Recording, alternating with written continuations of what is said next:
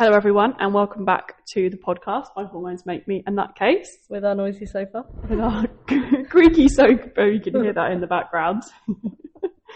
We are still in the sunshine in Cape Verde at the moment. Don't get too upset about it in the rain. But Emma's red face or cheek is really glowing at me right now. You've got my whole little burn side down here. Absolutely, you can't see my burnt side.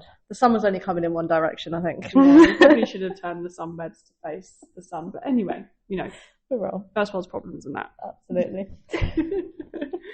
So today we're going to be talking a little bit about gut health and the reasons why your gut health might not be very good, and also how to improve your gut health as well, and why it is so important to have good gut health. Want to say that again? Gut health. Yeah, definitely. I don't think a lot of people realise how much your gut health can impact how you actually feel. Like, your gut and your brain is connected, and if either or is feeling a bit funky, it's going to affect the other.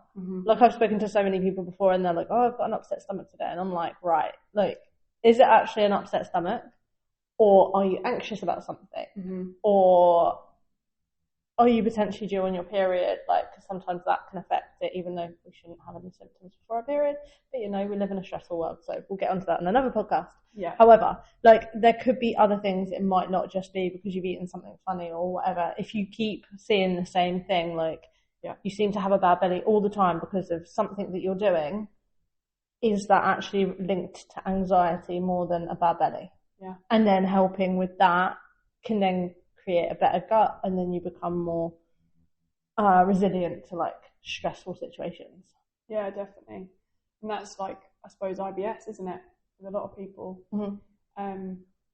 Stressful things, just being anxious all the time, feeling low, then causing those problems. Yeah. But then that could be linked also to having an unhealthy gut, which is then causing problems with your mental. It's all it's all connected. Yeah, exactly. It's crazy, the human body and the mind and everything, isn't it? And how much things affect things. Yeah. You can't just be good at one thing. No. Because everything interlinks, and you can't necessarily be good at one thing if 10 other things are out of whack. Yeah, there's no point having the best sleep in the world if everything else is out of whack, but also you're not going to have the best sleep in the world if everything else isn't worked on. Yeah. There's no point being the fastest runner in the world if everything else is not great, but then you're probably not going to be the fastest runner if that's the case. And so it all links in, doesn't it? It does. And when you're talking about it, you feel like a right muppet when you're saying shit like that. But I understand what you're saying. Yeah, it makes sense. But it's just a bit confusing, isn't it? Yeah, and I suppose from what you're saying is it's reframing gut health, and it's not just about digestion. It's just about bloating or bathroom habits. It's your brain chemistry, your hormones, your nervous system, inflammation.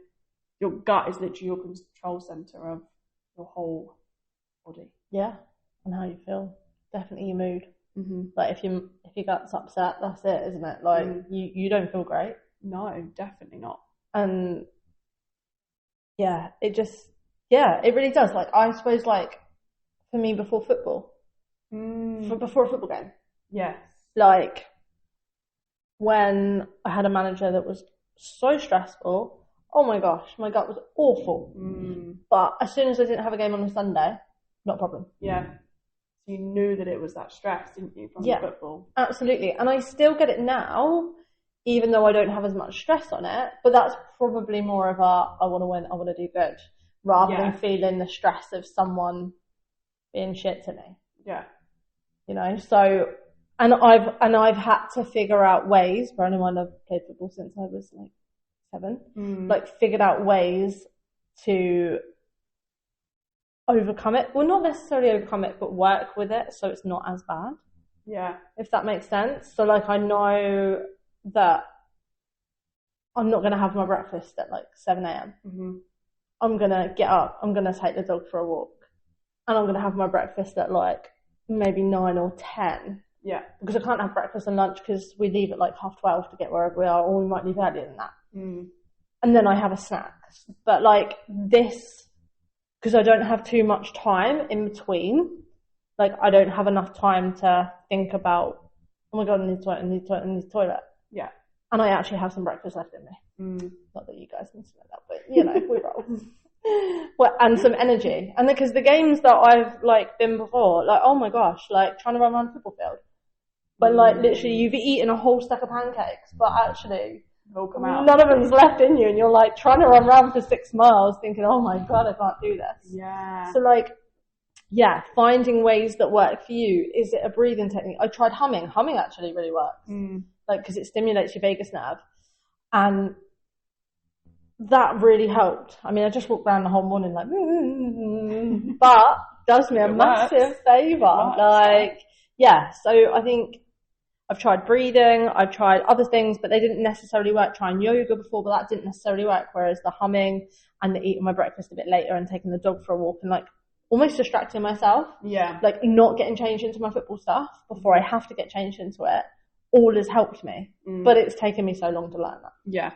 Yeah, well it does though, isn't it? Like, because the thing is when you're in it as well, you are so stressed, it's almost hard to think to do those things, isn't it? Because it almost becomes so overwhelming. Yeah. That it's like, it just takes time. And like you say, you have to try a lot of things as well. Like the first thing isn't going to be necessarily the thing that's going to work for you. So you've got to do trial and error and figure out what works. But yeah, I don't think I've had anything like that, but I would say surprisingly with the amount of like anxiety and stuff that I've had, but it obviously comes out in different ways. Yeah, it doesn't seem to affect it. Like if I get really nervous about something like a particular, maybe like a sales call or something like that I've got to do, sometimes I might have to go to the toilet a couple of times maybe or once, and I notice that, but it's not like extreme. Like it might be like once, but yeah, I don't get it to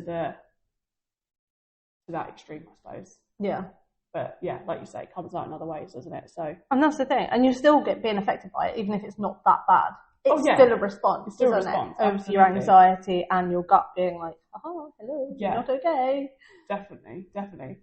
Another one is like, you know, if you drink a lot of alcohol, like back in the day, that would mess up your gut up so much. Yeah.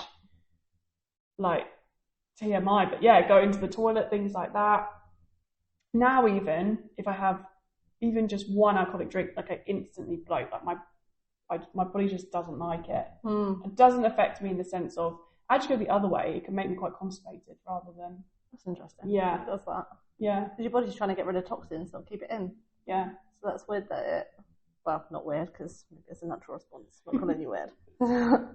Yeah, but it seems I get bloated and it just seems to be more constipated. So interesting. But yeah, my gut definitely does not like alcohol, that's for sure. I don't know anyone's gut that anyone that has a gut that likes alcohol. Like no one's body should like alcohol. Like, nice. And this is why like I can't even comprehend in my mind like being an alcoholic, because to have a gut that's like that every day.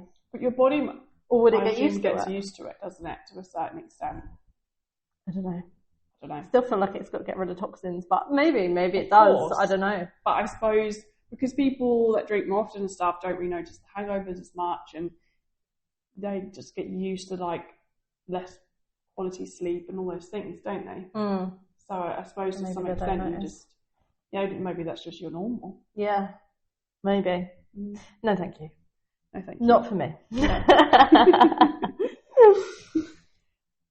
Yeah, so I suppose there's the gut-brain connection, which you were talking about, and the gut and the brain communicate via the vagus nerve, which you said, hormones, immune signals. About 90% of serotonin is produced in the gut, which serotonin is the happy hormone. Yeah.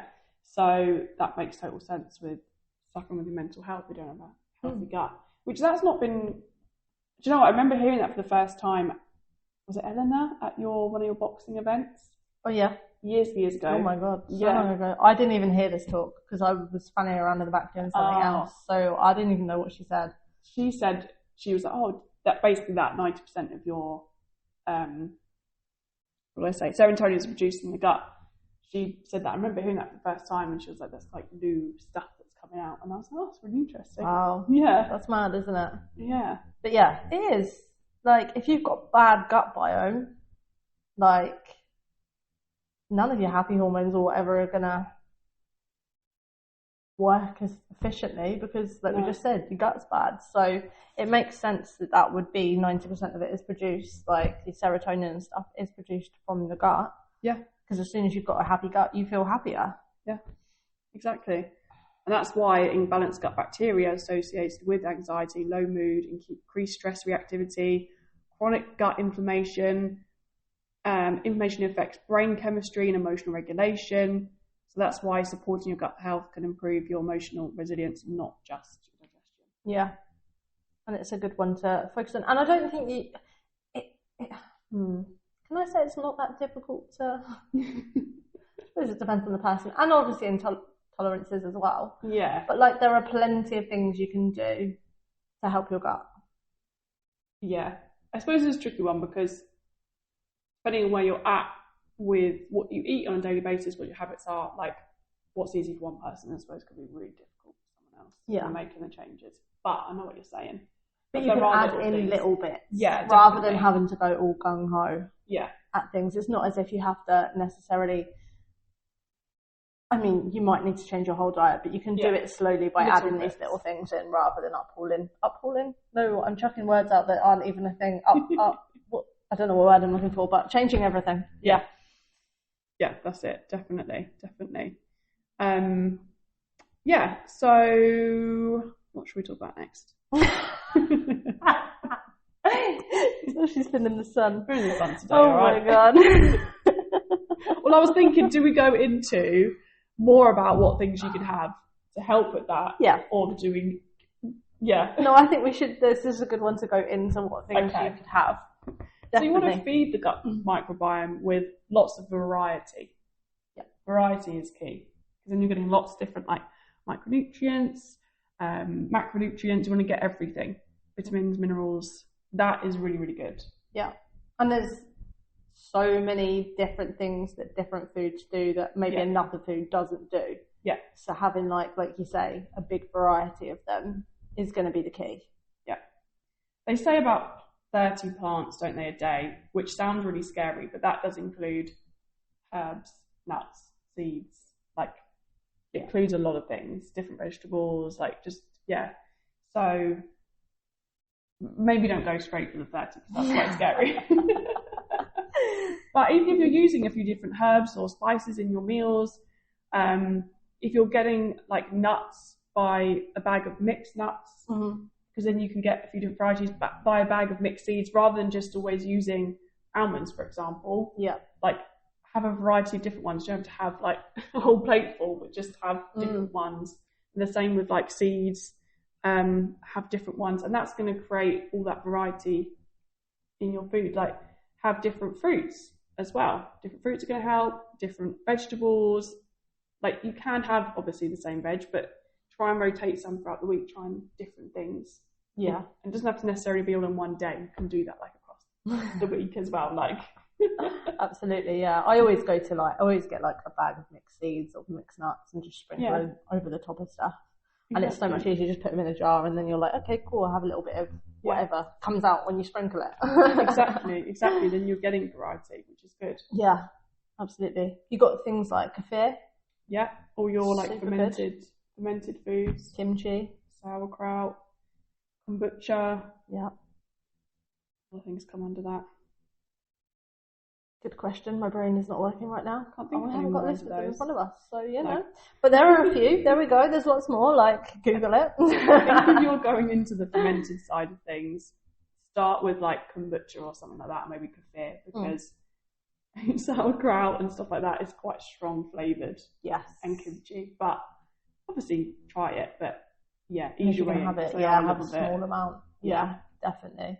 I definitely think for me, like a few years ago when you were like, oh, I'm having kefir, and I was like, oh, okay, and then I got some and was like, oh, I don't like this. This is horrific. Sour. But actually, now, like 3 or 4 years later, I literally put it on my pancakes and I don't think it's sour. Yeah. Like, it's funny how like your taste buds like change for things, and probably depending on what I put it on. Like, I put some berries and stuff in it, so it mixes with that. Like, yeah, you know, so it takes on the flavour of the berries rather than just being how it is on its own. Yeah. Which is probably better than buying the flavoured ones, because the flavoured ones have more sugars and stuff in. Yeah. However, if you struggle to eat the normal one, then try the flavoured one. Yeah, give it a go. Or even like get the flavoured and the non-flavoured and like maybe mix a bit together or something. I don't know. Yeah, or that. You could try. Absolutely.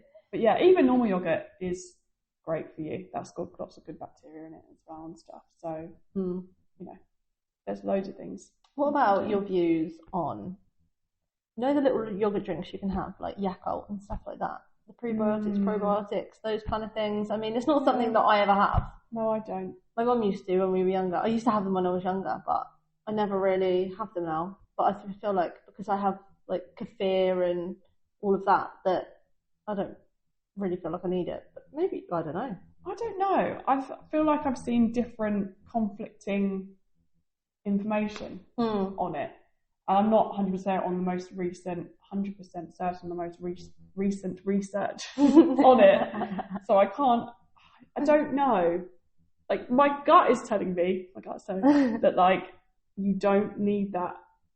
Is it just a marketing thing? Is it just marketing? To get you to buy it? Exactly. Especially when you can get it in, if you have we're both at it. When you can have a whole food diet. Yeah. But then if you're someone that struggles to have the whole food diet, has it then got a place? Essentially. I don't know. It has. That's something we need to research. Maybe. Yeah. Come back to that one. Yeah, we will. Absolutely. But yeah, I think variety is key. Prebiotics, probiotics, fermented foods. Just variety.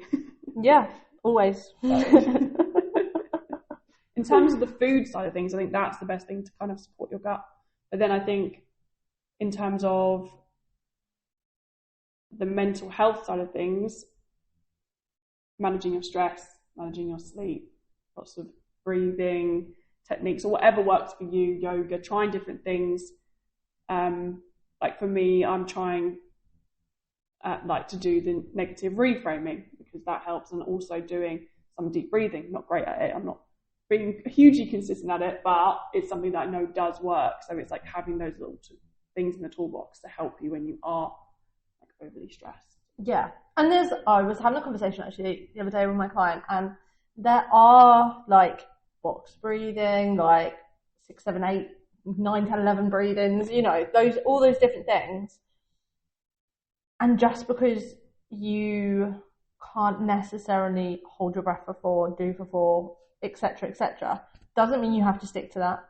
Because she was saying to me, like, I find like when I'm out and about, I don't have time to be like 4 in, 4 out, 4, etc. She's like, but I find a couple of big deep breaths really help me. Like, should I keep doing that? And I just said to her, absolutely. Do they help you? She was like, yeah. I was like, well, absolutely. If that is what works for you, do it. Like, don't do the box breathing when you're at home and you've got time to do it if you want to do it that way. But like, don't be afraid that if something feels like it works for you, that you're doing it wrong because loads of people haven't said it's a thing.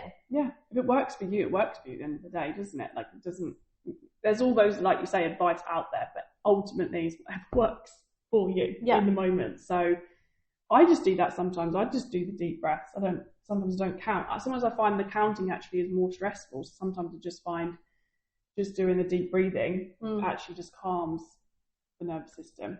And that's the thing. You saying that, another one of my clients was talking to me, and she was saying, because I say, when I go to bed, I put 10-minute meditation on. Mm-hmm. And she was like, I'd like to do that, but I don't get the breathing right. I don't always do it. I don't always listen to it. She said, so because I can't follow it, I just don't do it. Yeah. And I was like, that doesn't matter. Like I said, I have some nights where I listen to the whole thing. I do the breathing properly as it's saying, and I complete it. Other nights, I've been thinking about the shopping list out here and doing this and doing that. And then I think, oh God, I'm halfway through the breathing. I should be breathing. Yeah. But that happens. Yeah. You're not going to get it perfect every time. Definitely. But I know for me, if I stop doing the meditation, I stopped doing it when we went to Spain for that month. And when I came back, everything was like so overwhelming. And like, I just think it's 10 minutes of my night. Like, just deep breathing makes a massive difference. And until I stop doing it, I don't realise how much of a difference it makes. Yeah, it's interesting, isn't it? Whereas like I really struggle with meditation at night. Like it doesn't, I think I overthink it. And I also don't like it because like if I fall asleep and then I can't really fall asleep to listen to it, I don't know, it's really weird. But what I find meditative is like having really easy watching something like on the TV or the iPad, which I fall asleep to. And then that really calms me. Like I can't watch anything that's like intense, but like just something that's just really easy, really calm, and just really nice. I mean, says she that fell asleep to P. Diddy last night, Wow. you know. Don't get me wrong, I still fall asleep with those kind of programs. But I think that's like pre-sleep. Anything before 9 p.m. is like pre-sleep. Might fall asleep in front of the sofa, but I am going to then watch something else that will help me fall asleep. Okay, yeah, I get you. Yeah. If it's like past 8 p.m. and I'm like horizontal. Yeah. Yes. I love the way that she put her hand out as if to say, is this horizontal? Yes, you would be correct. If I'm horizontal on the sofa, I'm probably going to fall asleep. It's just been in that position, right? Send you. See you later. Exactly. Good night. Exactly. Oh, but dear. yeah. Again. But yeah, everyone's things are different, like you say. Like, and it doesn't matter. Again, like we said in other ones, if you're not perfect. Yeah. It really doesn't matter if you don't listen to a whole meditation. Most of the time I fall asleep halfway through. Yeah. It doesn't matter. Like, you know, it stops. It doesn't carry on through the night. It's fine. But you don't have to be perfect at something or think you need to get it nailed every time, because that does not happen. No. Again, with choosing your foods and stuff, you're going to choose a few things before you get it right and before you go, oh, actually, yeah, my gut feels good. I feel good. I feel great. Like, it might take you a while to do it. Yeah, definitely. Definitely. Yeah, and I think with regards to kind of like gut health and sleep, poor gut health can lead to trouble falling asleep, waking up in the night, not actually having really good restorative sleep. Poor sleep worsens gut imbalance, especially as well. So having a gut imbalance can worsen your sleep, essentially. Yeah. Yeah. So I think it is really important to focus on your food, but also like when we talk about meditation or breathing or those kind of things, because that's going to help settle the stomach, sleep better. Yeah. If your sleep is poor, look at other things that you're doing. Yeah. Like that. Look at your gut. Is your gut good? Yeah. If it's not, then that's something that needs to be worked on. And if you're not sure how to work on it, ask someone. Like, I have so many people come up to me and they're like, this might be TMI, but blah, blah, blah. And I'm like, it's fine. Like, I don't care. Like, it's such a normal thing to talk about. And it's good to talk about those things because at least you can then help solve it. Yeah. Rather than just being like, oh, you only need to do weights and, I don't know, go for runs and stuff to become healthy. Actually, it's a whole thing. Yeah. So we talk about everything with people. Definitely. Because if like your gut health is bad and you're not sleeping properly, you're not going to be then motivated to then go and do a workout and stuff like that. Exactly. So it's, again, it's all interlinked, isn't it? It's all interlinked. And don't feel like embarrassed about something, because the majority of the time, like, these things are normal. Yeah, definitely. And I suppose that links into energy levels as well. Obviously, if you have poor sleep, energy's not going to be good as well. And a healthy gut can support efficient nutrient absorption, stable blood sugar, lower inflammation, better mitochondrial function. Yes. Big word. She nailed it. Absolutely nailed it. When the gut is off, nutrient deficiencies can develop, blood sugar swings, increase fatigue, and inflammation drains your energy. Yeah, it does though, doesn't it? It drains your energy because when you're inflamed, your body's working hard to get that inflammation down. Yeah. So if your whole body is inflamed, say you're eating like highly processed foods all the time, your body's in a state of inflammation. Mm-hmm. Yes. Actually, a couple of weeks ago when I got really stressed and I literally felt my whole body started to ache. Didn't get upset stomach actually, interestingly, but my whole body, no, that's a lie. I think I did, but it wasn't like, it was like a couple of times. I think my whole body was aching. I was like, everything was tensing, and I just had my whole energy level it was almost like, like a battery, just completely drained. Yeah. And there was just nothing left. Like I literally could barely even speak. It was just like I just had to lay there. But my whole body went into like overdrive of like, it was also like shaped, like I couldn't sit still. My whole nervous system was like off. And like, it's just interesting because I know that's not necessarily, it did obviously impact my gut because obviously I had a reaction with that, but it's just so interesting, isn't it? How, I suppose it's all linked. I think that's what I was referring to, just how it drained the energy. And like the next day, it even took me a little bit of time to like get back to my normal self because your body was inflamed. And I think that's where I was going with that, was like the inflammation of the soreness of the muscles, like everything, just from that. But you've done a full body workout without doing one. It was, yeah. Well, you kind of did because you're tensed up. It obviously came from your gut and stuff anyway because you were stressed. Like, it all has like. And the inflammation drained all of my energy out because my whole body was just like on fire. Crazy. Yeah, it's horrible, isn't it? And that's the thing, like even when it is, like I said to you before, like when I was going through a stressful situation, like I thought I suddenly couldn't eat cheese, couldn't eat chocolate, couldn't eat like yogurt, couldn't eat this, couldn't eat that, and I thought, oh my god, like what the hell, why can I not eat anything without having like some sort of reaction to the food? Like I thought, oh my god, maybe I've got loads of intolerances, like oh, I'm not going to enjoy this. But actually it was just because of the stress, and my gut was like working overtime. Because your gut basically turns off when you're stressed, doesn't it? Like remember Louise always saying that to us in the course that we used to do, saying that like your body essentially turns off your gut because it doesn't need to think about something else. It's trying to keep you alive and surviving, and it goes, well, whatever, we don't need to worry about you right now. And actually, I want you to worry about me. Come on, gut. You're not doing me any favours. So we do have intolerances. Of course, we're not saying like they're not intolerances, but it could be if you are stressed or inflamed, or look at the situation, because and you might even be used to the stress. Like a lot of people, I think, live, and I definitely have, like lived in a fight or flight kind of, state. And if you're just living every day with your nervous system is so dysregulated, I think the word, then, and you live with that IBS, for example, looking at that situation, like what is that main stressor in your life that's maybe causing you to be that way? Then your intolerance to certain things, like it could be linked rather than your body just actually doesn't like whatever it is. It's always worth looking at because you never know. And actually you might not be intolerant to it, and then eventually you might be able to introduce it back into your diet and actually be able to eat it, because it's rubbish not being able to eat the things that you actually enjoy. It is rubbish. One thing just came to my head actually from the fermented food is sourdough. I don't know why it just came to me. But actually, one of my clients, she used to have bread, and she used to like having bread for lunch, and I like to have bread for lunch. We're literally having it this week.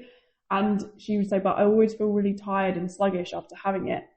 And she switched to sourdough, and I did that a while ago, and it was a completely different experience. Like you don't get that like rash, you don't feel bloated and sluggish, your body just digests it so much better. I don't feel like it gets stuck in my chest as much. Whereas like normal bread stuff always gets stuck in my chest. Probably inhaling it a bit quick, but I try not to do that. I don't actually eat quick. No, I eat slowly, so that's rubbish. We'll take that back. Well, I don't know what it is, but I think sourdough's easier definitely to digest. Makes a massive difference. Well, I'll try it there a bit, but I just came to my head. Well, whilst it's there, you might as well chuck it in. Absolutely. And your gut gets used to like things like meal timings and stuff as well. So if your food is like all over the place, which mine is always all over the place because it depends on when I've got clients and stuff. But you can tell when you're supposed to be. I'm like, my belly at 11 o'clock is like rumbling. I'm like, I should be having lunch soon. Like, and then sometimes it's not until like 2 o'clock. Things like that. But like you, depending on, I would panic, your schedules. There you go. But like, if you can, you're better off to help your gut. You're better off having meals at certain times. Definitely. Like I always have my breakfast similar time each day, my lunch. By 12 o'clock I'm hungry because that's when I eat lunch every day. And then I usually have dinner at 7 o'clock when I'm at home, my normal environment. So that's just when I get hungry in the day, because my body's just so used to it. Yeah, and if you follow that, then your gut will be better because it's used to those things. Yeah. Yeah. If it doesn't know when it's going to get fed, doesn't know when it's, it's always on the like fight or flight thing, isn't it? Like, are you going to feed me? You're not going to feed me? That's why people get hungry. Yes. Some get hungry if you eat regular times. I might have mentioned this before, but if I know like I've got to go out at like a specific time, actually, if I have clients, I literally block out my lunch every day in my diary. Like there is absolutely no way that you're having a call in my lunchtime, because like if I do not eat, I will be no good to anyone. And like I am probably a bit dramatic about it, but like I'm like, she's not between 12 and 1. That is literally no. I'm sorry, but I'm eating my lunch. Like people that say to me, I don't know, you obviously do it sometimes, but like, oh no, well I couldn't eat at all today. I'm like, sorry, how are you alive? Oh yeah, no, I couldn't do that. No, absolutely not. Like if I know I've got someone between like, I have sometimes got clients between 12 and like 2. Yeah. Like, or I go to the gym and then come back, whatever works. Like I will have a snack at like, I have to decide whether I have my lunch at 11 or half 11. Yeah. For my people. Or I have a snack and then I eat my lunch at 2 or half 2. Yes. So I do still eat. Like I don't not wait. Yes, because I would like oh waiting, my gosh. But if Yeah. I'm going to wait that long, I'll have something like a snack. Because normally if I start at 7 a.m, I'm having breakfast at 6:30 and I cannot survive until 2 o'clock without anything in between that. Yeah. I have had to move my lunch sometimes to 1. I'm so upset. Sometimes that really upsets me. So sometimes I will end up having a little snack, or I will eat it just before 12, depending on when I've eaten breakfast. Or I'll try and push my breakfast like back a little bit. I just don't like people messing up my routine, all right? It's not about a gut really, it's about a routine. I'm very strict with my routine. I like structure, I like routine. Do not change it, or I will get really irritated by it. She might eat your ear off. That puts my gut off if you ruin my routines, okay? Absolutely. And going back to like toilet habits and stuff, I was doing a course on periods and stuff, and she said you should be going to the toilet like 2 or 3 times a day. Yeah, it's so interesting. I actually listened to a guy, it might have been on social media, I'm not sure, must have been, and he was talking about how, I can't remember what the percentage is, but a really high percentage of people are constipated because they're not getting enough fibre. That's mad, isn't it? I'm probably not drinking enough water because everyone I see is dehydrated. Yes, well, I swear. That's very true. Lots of people are dehydrated. But yeah, actually 70%, I can't know, that's just throwing a number out there. But it was a very high percentage of people are constipated. Oh my God, like, that's horrific though. Like, the iron tablets I had made me like that. Oh my God, like, I couldn't wait for the day that I wasn't taking them. Just so I could go to the toilet and feel normal again. Like, because that is not okay. Yeah. If you're feeling constipated all the time, check yourself. Yeah, I think, but it can be down to diet. I think I've always been more on the constipated side. It might be more TMI for sure. And actually, that's something I really want to work on when I get home, is having more like chickpeas and legumes and things like that, and actually add a bit more fibre in. I do eat fibre, but I do think I could definitely eat more of it. So I think. And a lot of people don't eat enough fibre. Like, we're meant to eat 30 grams of fibre a day, and I don't think a lot of people eat that. No. And there are different types of fibre that you need to eat as well to all kind of work well together for you to be able to obviously go to the toilet and things like that. And I think a lot of times people say, well, if you go to the toilet once a week and that's your normal, that's fine. Or if you go to the toilet every 3 days, that's fine. That's normal. But it's not, I don't think from what that guy is saying, that is true. Like, I think, like you're saying, going to the toilet a couple of times a day. Yeah, you should be, because you think your food's coming in, it needs to get rid of all the toxins. Like, and if it's not regulated properly, you're keeping all of that inside you. It's then taking all the water from your gut, like, so you're then even more dehydrated and stuff. Like, you need to be getting rid of what you're putting in you, essentially, but at a nice consistency. Yeah. But yeah, so like, if you're really stressed and anxious all the time and you have a bad gut, that's not good for you. If you're really constipated and you're not getting rid of what's in you, that's not good for you either. So your whole gut is like messed up. Like, IBS though can be constipated too, so that could be linked to maybe mine is more anxiety induced that way. Maybe. Potentially. Could be. Absolutely. Fibre and then also the anxiety side. Having more stuff like your cruciferous vegetables and stuff, obviously depending on if you can deal with fibre, because some people can't. Yeah. But having more of that, so like your cabbage, your kale, things like that, broccoli, that will help you as well. But again, introduce it slowly, because I've had a few people that are like, oh, I've completely changed my diet and I'm eating all these greens and all this and all that, but I'm farting loads, and I'm like, okay, maybe you need to rein it in a little bit. Like, just gradually increase these things. Yeah, definitely. Don't just do it all at once, because again, your gut's going to be like, what the hell are you doing? Yeah, it's just used to what you're doing now to then suddenly make all those big changes. Be fighting like a trooper. Absolutely, no one will want to be near you. So I suppose talking about how to support your gut health without the extremes, it is eating enough, especially your carbs and your fibre. Under eating stresses the gut as well, so that's really important to remember. Fibre feeds your beneficial bacteria, so that's literally what we've been talking about. Get enough fibre in. Prioritise your protein, which helps to support your neurotransmitter production and helps stabilise blood sugar levels as well. We spoke about it before, but diversity of plants, aim for variety, doesn't need to be perfect. Different fibres support different microbes, which we were saying about. Manage your stress, breathing, walking, rest. Calm gut equals calm nervous system. And support your circadian rhythm as well. So regular meal times, like you were saying, morning light exposure can help with that, and a consistent sleep schedule as well. Yeah, if you can, try your best. Try and go to bed at the same time or between the two same times. Like get into bed at 10, fall asleep by 10:30, or that kind of thing, and try and wake up the same time every day, even on a weekend. Yeah. Everybody doesn't know what day it is. That will make a massive difference too. Definitely. There's been so much research into that to say that that's actually better for you than trying to get 10 hours of sleep a night. Actually, to go to bed and wake up at the same time is a lot more important. Obviously, not if you're getting like 2-3 hours sleep, but no. And there's going to be some days where you don't get you're not going to get in bed at the same time or whatever. But you have if the majority of time you can, then it will do you a massive favour. Absolutely. Yeah. Is there anything else we need to go through today? I don't think so. Just your gut influences the way you think, feel, and sleep. Yeah. Energy and mood are not just mental, they're biological. Supporting your gut health is foundational, not optional. Small daily habits create big nervous system shifts. And when you support your gut, you're supporting your entire system, from your brain to your sleep to your energy. Yeah. Period. Done. I'm American, but yeah, you said it.